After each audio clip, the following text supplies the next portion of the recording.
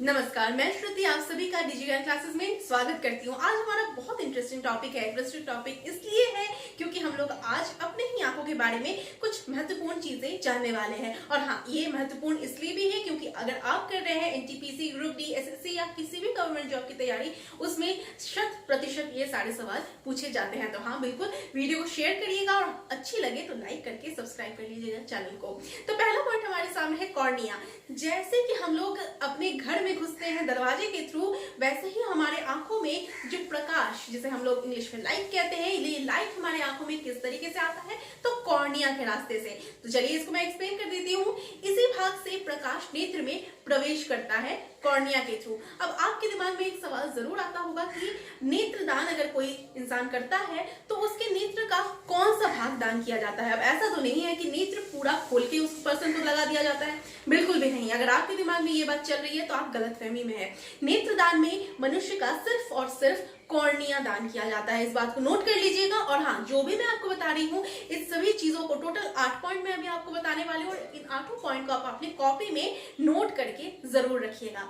दूसरा पॉइंट हमारे सामने है नेत्र श्लेम। अब नेत्र श्लेम को हम लोग इंग्लिश में कहते हैं कंजक्टिवा।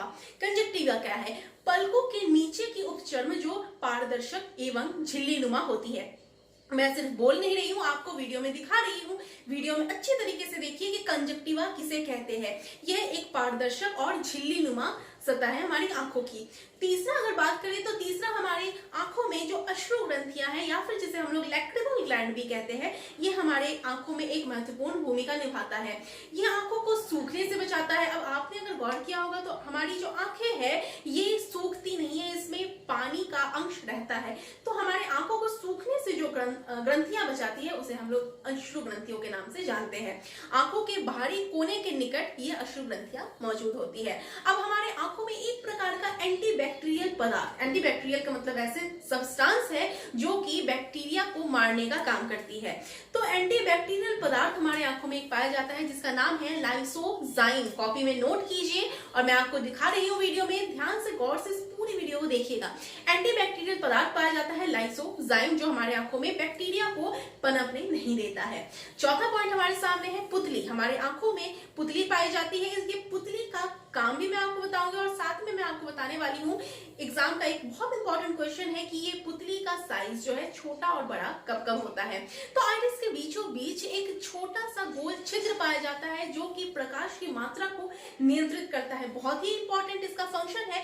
प्रकाश तो अंदर आया दरवाजे से, जिस दरवाजे का नाम हम लोगों ने दिया था कॉर्निया। अब इसको नियंत्रित करने का काम, रेगुलेट कौन कर रहा है? तो ये रेगुलेट करने का काम करता है हमारा पुतली। ठीक है, चलिए अब अगर हम लोग बात करेंगे कि पुतली बड़ा और छोटा कब होता है, तो जब रोशनी बहुत कम होती है किसी ऐसे स्थान पे जहां रोशनी बहुत कम है, मंद है, तो वहां हमारी पुतली का जो साइज है वो काफी ज्यादा बड़ा हो जाएगा।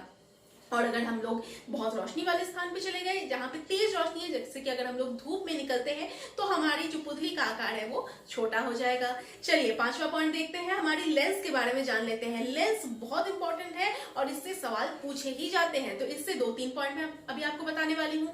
पुतली के रास्ते जो भी प्रकाश आता है वो लेंस उसी प्रकाश को रेटिना पर फोकस करता है और इसी लेंस पर एक पतली परत जमने के कारण हमारे आंखों में एक प्रकार की बीमारी होती है जिसे हम मोतियाबिंद या फिर इंग्लिश में कैटरैक्ट के नाम से जानते हैं। तो ये याद रखिएगा आप लोग कि मोतियाबिंद की बीमारी किस वजह से होती है? तो हमारे लेंस पर एक पतली परत जम जाने की वजह से हमें कैटरैक्ट की बीमारी हो सकती है। चलिए अगला पॉइंट देखते हैं। अगला पॉइंट हमारे सामने है आंखों का वह भाग जो कि आंखों के रंग को डिसाइड करता है। बिल्कुल सही पकड़े हैं आप। आइरिस वो हमारे आंख का भाग है जो आंखों के कलर को डिसाइड करता है। अब हमारे आंखों का कलर अलग अलग हो सकता है, जैसे मेरे आंख का कलर भूरा है, आप अपना कमेंट करके जरूर बताइएगा। साथ ही में हमारे आंख का कलर काला हो सकता है, भूरा हो सकता है, हरा, नीला, ये सारे हमारे आंखों के अलग अलग रंग हैं। इन रंगों को डिसाइड करने का जो काम है, फंक्शन है, ये हमारी आंखों के आइरिस का होता है। चलिए सातवां पॉइंट हमारे सामने है रेटिना। रेटिना से आने के पहले हम लोग रेटिना के 2 प्रकार के कोशिकाओं यानी कि सेल के बारे में बात कर लेते हैं। तो रेटिना में 2 प्रकार के सेल पाए जाते हैं, एक छड़ और दूसरा शंकु। छड़ को हम लोग इंग्लिश में रॉड सेल कहते हैं और शंकु को हम लोग इंग्लिश में कोन सेल्स कहते हैं। तो हिंदी इंग्लिश वाले घबराइएगा मत, ये वीडियो दोनों के लिए इक्वली इंपॉर्टेंट है। तो 2 प्रकार की कोशिकाएं जिसे हम लोग रॉड और कोन सेल्स कहते हैं। अब इन दोनों कोशिकाओं के फंक्शन बहुत इंपॉर्टेंट है और पूछे जाते हैं, तो याद से आप लोग ध्यान से सुन लीजिए पॉइंट्स को। क्षण कोशिका कोशिकाओं का काम होता है अंधेरे में प्रकाश की तीव्रता को बताना। देखिए, कॉपी निकालिए और नोट करते चलिएगा, और हाँ, अगर एक बार में ये वीडियो समझ में ना आए तो दूसरी बार एक बार और देख लीजिएगा और कॉपी में सारे पॉइंट्स को नोट डाउन कीजिएगा। यहाँ से आपके डायरेक्टली किसी भी गवर्नमेंट जॉब में, गवर्नमेंट एग्जाम में ये सारे सवाल पूछे जाएंगे ही जाएंगे। तो अंधेरे में प्रकाश की तीव्रता को बताता है कौन? तो क्षण कोशिकाएं और शंकु कोशिकाएं तीव्र प्रकाश में रंगों में अंतर को बताता है। शंकु का काम होता है तीव्र प्रकाश में रंगों के अंतर को बताना। इसके बाद हम लोग आते हैं पलकों पे। पलक, हमारी पलकें जो होती है वो इंपॉर्टेंट भूमिका निभाती है आंखों को सुरक्षा प्रदान करने के लिए। अब हमारे आईलैश, जिसको हम लोग हिंदी में क्या कहते हैं? बड़ौनियां कहते हैं।